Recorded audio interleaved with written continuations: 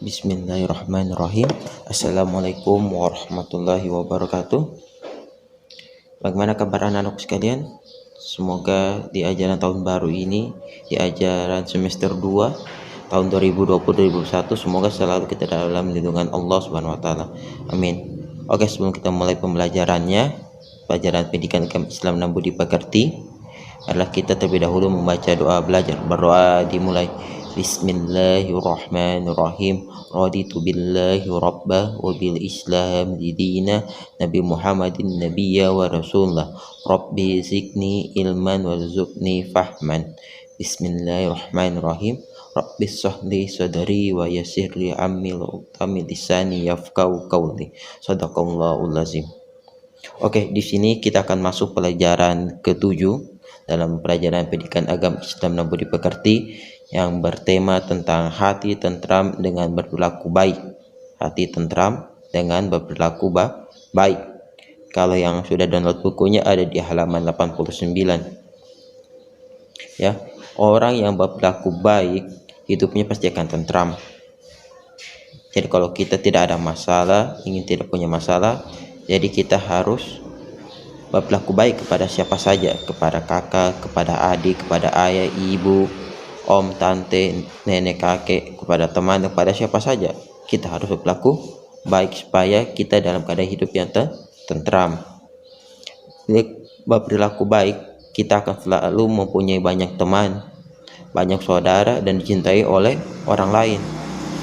Tapi kalau sebaliknya, kita bikin masalah di kelas, kita bikin masalah di rumah, kita bikin masalah sama teman, kita bikin masalah, maka orang akan benci sama kita, dan tidak ada yang mau berteman dengan kita karena kita orangnya jahat. Jadi kita harus berperilaku baik dalam beramal, dalam melakukan perilaku baik. Niatkan karena Allah SWT, harus ikhlas karena Allah SWT, bukan karena manusia atau bukan karena siapa saja. Tapi harus diluruskan niat ketika melakukan perilaku baik karena ingin melakukan karena semata-mata karena Allah Subhanahu wa taala. Sedikit Bapak kasih contoh. Ketika menolong orang tua, membantu orang tua di rumah, menyapu kah, membersihkan halaman, jangan mengharapkan imbalan dari orang tua, minta uang jajan agar ditambah, jangan. Tapi lakukan dengan niat karena Allah Subhanahu wa taala agar apa yang kita lakukan bernilai pahala.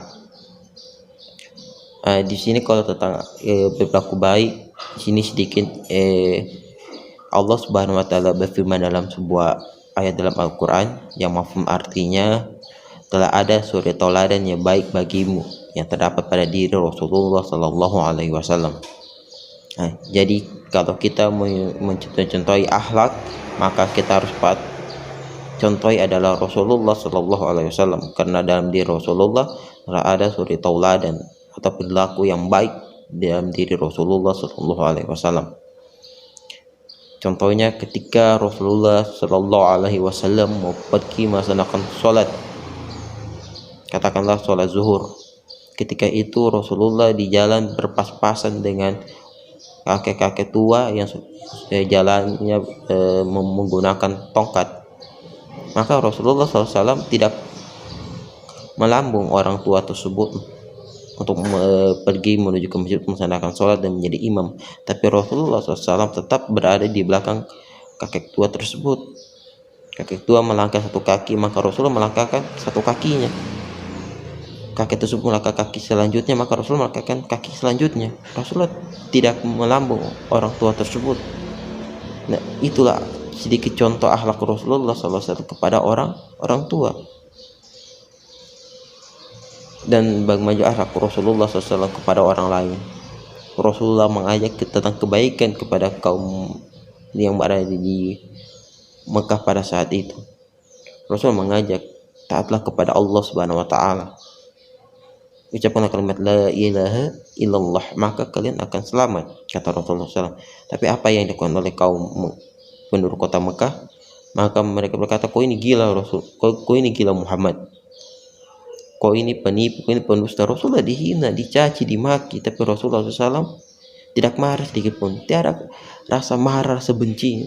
Rasulullah ketika habis mengajak, Rasulullah balik ke rumahnya dan Rasulullah SAW berdoa kepada Allah SWT, ya Allah, ampunilah dosa-dosa kaum penduduk kota Mekah ini, sesungguhnya mereka belum mengetahui tentang kebenaran agamamu ini, ya Allah.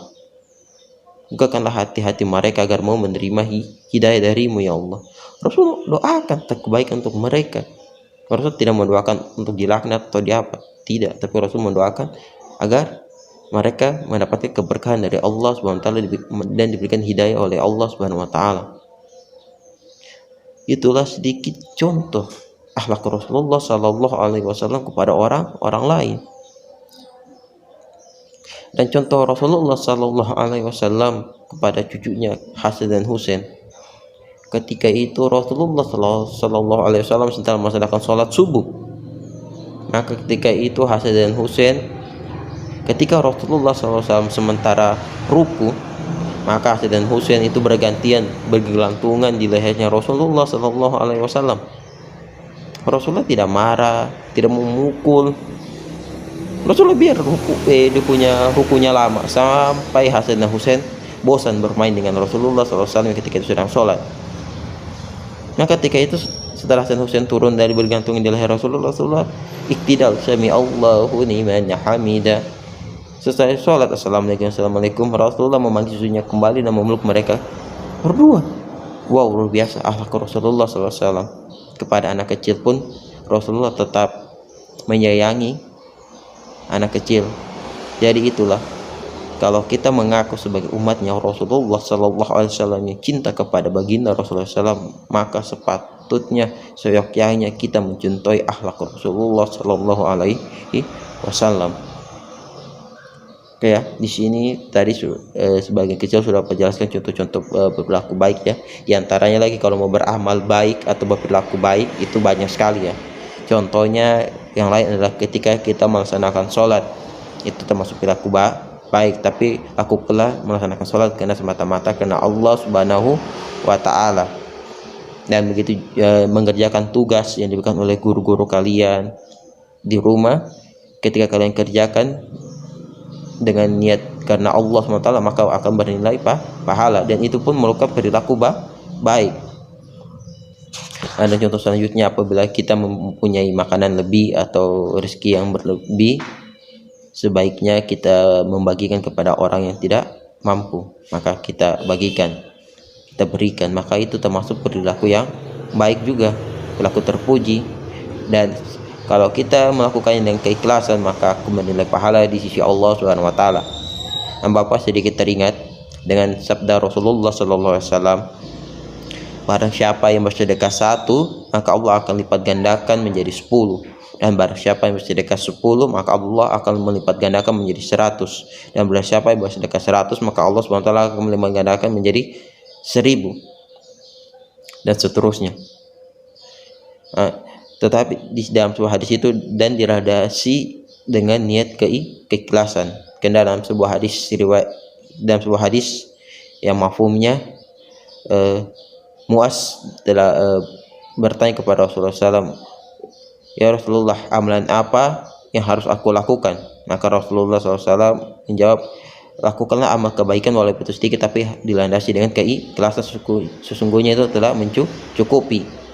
Nah, jadi kalau kita melakukan kebaikan sekecil apapun harus dilandasi dengan keikhlasan supaya mencukupi amal kebaikan kita dan mendapat nilai pahala di sisi Allah Subhanahu wa Ta'ala. Dan juga kalau kita mempunyai hewan peliharaan di rumah, ayam, kucing, atau yang punya kolam ada ikan di dalam kolam atau di dalam akuarium, maka ketika kita kasih makan ikan tersebut dengan dilandasi keikhlasan, maka kita akan mendapatkan pahala. Ikan itu akan mendoakan, ya Allah, hambamu ini telah memberikan aku makan, ampunilah dosa-dosanya dan terimalah segala amal kebaikannya. Ikan itu akan mendoakan, karena semua yang ada di alam ini yang Allah ciptakan semua berzikir kepada Allah Subhanahu wa Ta'ala. Angin, pohon, tanah, batu, semua berzikir kepada Allah Subhanahu wa Ta'ala, memuji atas kebesaran Allah Subhanahu wa Ta'ala. Membahas tentang nilai keikhlasan, apa ini maksudnya keikhlasan, sedikit Bapak jelaskan ya. Ikhlas adalah niat yang baik menjadi awal perbuatan yang baik. Niat yang baik menjadi awal perbuatan yang baik. Niat yang ikhlas akan mengantarkan perbuatan yang ikhlas pula. Allah Subhanahu wa taala tidak memandang kepada rupa dan harta kita. Allah Subhanahu wa taala melihat hati dan amal kita. Nah, jadi Allah tidak memandang kita mau sekaya apapun. Allah tidak pandang itu. Kita mau kaya mau miskin, Allah tidak pandang. Yang Allah pandang itu hati dan perbuatan kita. Kalau hati kita baik dan perbuatan kita baik, itu yang Allah nilai. Kalau kita memiliki harta yang banyak berlimpah, maka sepatutnya kita harus bersedekah, karena sesungguhnya di dalam rezeki yang Allah berikan itu kepada kita, sesungguhnya Allah telah mentitipkan rezeki itu. Di dalam rezeki kita itu ada rezeki orang lain, jadi kita harus sedekahkan. Nah, makanya setiap di bulan Ramadan ada namanya zakat fitrah. Nah, itu untuk membersihkan, mensucikan harta yang selama 11 bulan yang kita makan dan kita gunakan. Itu maksud tujuan dari zakat fitrah. Jadi jangan sukan-sukan untuk mengeluarkan zakat fitrah, karena itu adalah wajib untuk mengeluarkan zakat fitrah bagi umat muslim. Ikhlas artinya adalah mengerjakan sesuatu kebaikan dengan niat karena Allah Subhanahu wa taala. Sekali lagi Bapak tekankan, ikhlas adalah mengerjakan amal kebaikan atau mengerjakan sesuatu dengan dilandasi dengan niat karena Allah Subhanahu wa taala. Ikhlas karena Allah Subhanahu wa taala, untuk memperoleh ridhonya. Ikhlas menjadi syarat diterimanya amal.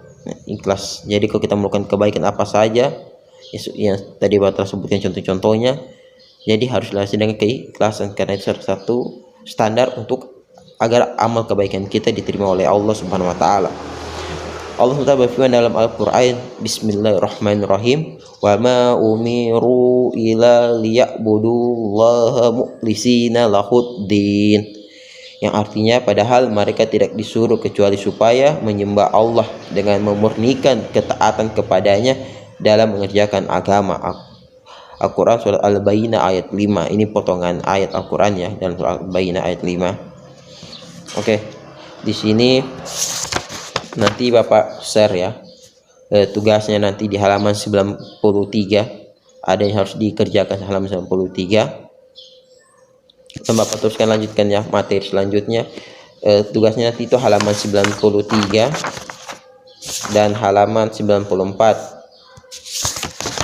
Bapak lanjut ya, bagian B, memohon pertolongan. Allah SWT sebagai satu-satunya tujuan dalam beribadah. Hanya kepadanya kita memohon pertolongan. Allah SWT melarang hambanya memohon pertolongan kepada selain Allah SWT. Nah, jadi ketika kita menghadapi kesulitan atau menghadapi musibah, nah jadi kita harus meminta kepada Allah Subhanahu wa taala terlebih dahulu. Memintalah kepada Allah Subhanahu wa taala, yang meminta selain kepada Allah Subhanahu wa taala, meminta kepada pohon-pohon, meminta kepada patung-patung, meminta kepada batu-batu, atau minta kepada hewan. Astagfirullahaladzim, itu namanya perbuatan syirik, tidak boleh. Itu namanya mendoakan Allah Subhanahu wa taala, perbuatan musyrik, tidak boleh. Nah, jadi ketika kita ada masalah, ada kesulitan, bencana, maka kita memohon pertolongan hanya kepada Allah Subhanahu wa taala, karena hanya Allah Subhanahu wa taala satu-satunya bisa memberikan pertolongan, karena Allah Maha memberikan pertolongan. Dalam firman Allah Subhanahu wa taala, iyyaka na'budu wa iyyaka nasta'in, hanya kepada Engkaulah kami meminta, hanya kepada Engkaulah kami menyembah, dan hanya kepada Engkaulah kami memohon pertolongan. Al-Quran surat Al-Fatihah ayat 5. Nah, jadi di sini sedikit ya, Bapak kasih contoh. Ada kisah Nabi Musa alaihi salam. Kisah Nabi Musa alaihi salam ini ketika Nabi Musa alaihi salam ditimpa suatu penyakit, katakanlah penyakit sakit perut. Maka ketika itu Nabi Musa alaihi salam dengan kemujizatannya yang bisa berkomunikasi langsung dengan Allah Subhanahu wa taala tanpa adanya hijab, tanpa adanya perantara, maka ketika Nabi Musa alaihissalam berdoa kepada Allah, ya Allah, aku mohon kepadamu ya Allah, sesungguhnya Engkau yang maha memberikan kesehatan dan kesembuhan. Ya Allah, sembuhkanlah aku dari penyakitku ini. Maka Allah SWT berfirman, wahai Musa, wahai hambaku, wahai kekasihku, cungkellah daun yang ada di hadapanmu itu dengan tongkatmu, dan lalu rebuslah daun tersebut dan minumlah air tersebut. Maka Nabi Musa alaihissalam atas perintah Allah Subhanahu wa taala, Nabi Musa melakukan apa yang diperintahkan oleh Allah Subhanahu wa taala kepada dirinya. Maka Nabi Musa mencungkel daun yang berada di depannya menggunakan tongkatnya, dan ketika itu merebusnya. Ketika itu Nabi Musa alaihissalam meminum air tersebut, dan atas izin Allah Subhanahu wa taala penyakit Nabi Musa pun sembuh. Dan beberapa tahun kemudian Nabi Musa diserang penyakit yang sama. Maka Nabi Musa teringat dengan perintah Allah Subhanahu wa taala. Oh, lalu aku minum air dari daun ini. Maka Nabi Musa melakukan apa yang diperintahkan oleh Allah SWT yang lalu, beberapa tahun yang lalu. Maka Nabi Musa mencungkel daun tersebut menggunakan tongkatnya, dan ketika itu Nabi Musa merebusnya dan meminum air tersebut. Tapi penyakitnya bukan malah sembuh, malah semakin parah. Maka ketika itu Nabi Musa berdoa kepada, ya Allah, kenapa penyakit semakin tambah parah, bukannya sembuh? Aku telah melakukan apa yang telah engkau perintahkan kepadaku lalu.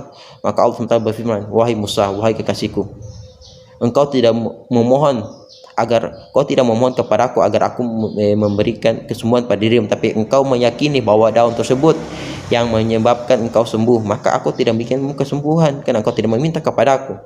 Nah, jadi ini salah satu cerita ketika kita ditimpa musibah penyakit apa saja, maka Allah Subhanahu wa taala adalah tempat kita untuk berkeluh kesah, tempat untuk kita Allah sangat membenci pada hambanya kalau ketika ditimpa musibah, ditimpa bencana, hambanya malah lari berpaling darinya, tidak memohon pertolongan kepadanya, malah minta pertolongan kepada orang-orang lain. Nah, jadi ketika kita ditimpa musibah, pertama kali yang kita lakukan adalah minta pertolongan kepada Allah SWT. Ya Allah, selamatkanlah aku, ya Allah, berikanlah aku kesehatan. Mintalah pertolongan kepada Allah SWT, karena Allah sangat mencintai orang-orang yang selalu meminta kepadanya. Jadi itu ya untuk anak-anakku, peserta didikku yang Bapak cintai. Jadi ketika kalian punya masalah atau kesulitan dalam belajar, maka sholatlah, habis sholat lalu berdoa kepada Allah, ya Allah, bantulah aku untuk mengerjakan tugas ini, ya Allah, berikan aku bisa mengerjakan tugas-tugas ini agar aku menjadi anak yang soleh, agar aku menjadi anak yang berbakti kepada orang tua. Mintalah kepada Allah Subhanahu wa taala. Dan tugasnya untuk tugas selanjutnya nanti Bapak kirimkan ini di halaman 97 dengan di halaman 98. Nah, tugasnya nanti ada di halaman 97 dan 98. Ya, sekian sampai di sini dulu ya materi pelajaran pendidikan Islam untuk kelas 3. Semoga apa yang Bapak jelaskan ini bermanfaat untuk kita semua. Amin. Pak tutup dan mengucapkan Assalamualaikum warahmatullahi wabarakatuh. Allah sangat membenci pada hambanya kalau ketika ditimpa musibah, ditimpa bencana, hambanya malah lari berpaling darinya, tidak memohon pertolongan kepadanya, malah minta pertolongan kepada orang-orang lain. Nah, jadi ketika kita ditimpa musibah, pertama kali yang kita lakukan adalah minta pertolongan kepada Allah SWT. Ya Allah, selamatkanlah aku, ya Allah, berikanlah aku kesehatan. Mintalah pertolongan kepada Allah Subhanahu wa taala, karena Allah sangat mencintai orang-orang yang selalu meminta kepadanya. Jadi itu ya untuk anak-anakku, peserta didikku yang Bapak cintai. Jadi ketika kalian punya masalah atau kesulitan dalam belajar, maka sholatlah, habis sholat lalu berdoa kepada Allah, ya Allah, bantulah aku untuk mengerjakan tugas ini, ya Allah, berikan aku bisa mengerjakan tugas-tugas ini agar aku menjadi anak yang soleh, agar aku menjadi anak yang berbakti kepada orang tua. Mintalah kepada Allah Subhanahu wa taala. Dan tugasnya untuk tugas selanjutnya nanti Bapak kirimkan ini di halaman 97 dengan di halaman 98. Nah, tugasnya nanti ada di halaman 97 dan 98. Ya, sekian sampai di sini dulu ya materi pelajaran pendidikan Islam untuk kelas 3. Semoga apa yang Bapak jelaskan ini bermanfaat untuk kita semua. Amin. Pak tutup